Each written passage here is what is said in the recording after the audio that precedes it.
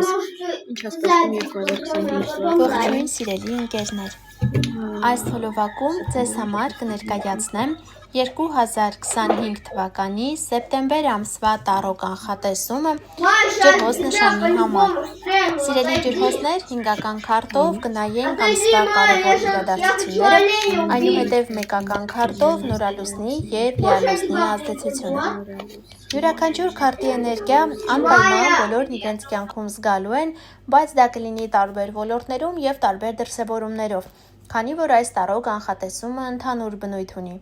Եթե ձեզ հետաքրքրում է անհատական տարրո կանխատեսում կամ հորոսկոպ, կարող եք ինձ գրել Instagram-յան էջում անձնական նամակով։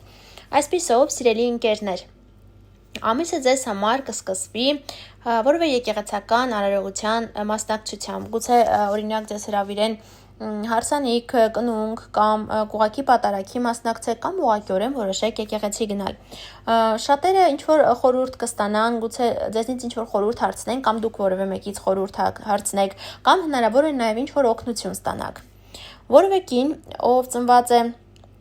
Այստեղ երկու անձ են ընկել, եւ կին եւ տղամարդ, կարծում եմ, որ նրանք ինչ-որ առումով իրար հետ կապ ունեն։ Կինը ծնված է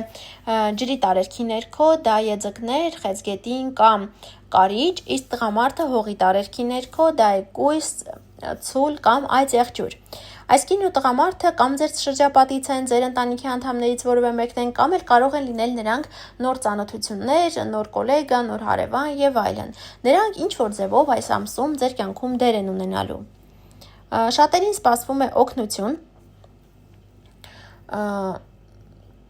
թե ինչ օգնություն կլինի, ամեն մեկը մի ձև կզգա, մեկը գուցե դրամական, մյուսին գուցե օգնեն օրինակ կենցաղում եւ այլն։ Որևէ իրավիճակ կլինի ձեր կյանքում, որտեղ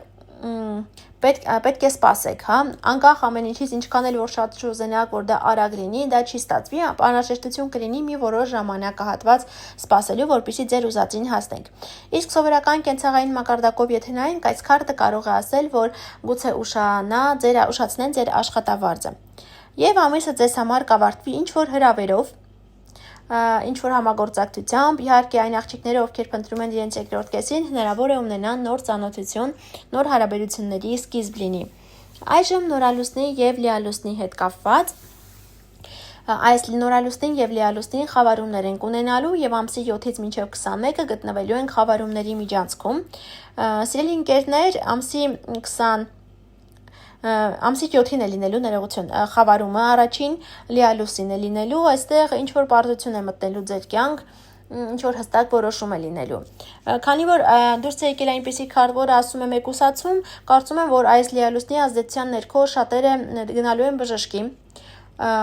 ինչ-որ հարցեր են լինելու կամ որոշելու եք դուրս գալ որևէ հարաբերություններից։ Գուցե ոմանք որոշեն օրինակ ամուսնալուծվել կամ շփում կար, որոշեք շփումը այդ ընդհատել, թե ընկերոջ հետ, թե ընկերուհու հետ, նման ինչ-որ հարցեր կլինի։ Եվ նորալուսինը ամսի 21-ին է լինելու։ Եվ կրկին մինչև 3 ամիս կարող է իր ազդեցությունը ունենալ, այստեղ սիրելի ընկերներ, իհարկե նորալուսինը պետք է որ լինի նոր սկիզբ, բայց ձեզ համար ինչ-որ ավարտ է լինելու։ Ինչ-որ մի բան պետք է ավարտվի, որ նորը սկսվի, հա, կարծես միաժամանակ ինչ-որ բան կավարտվի, նորը կսկսվի։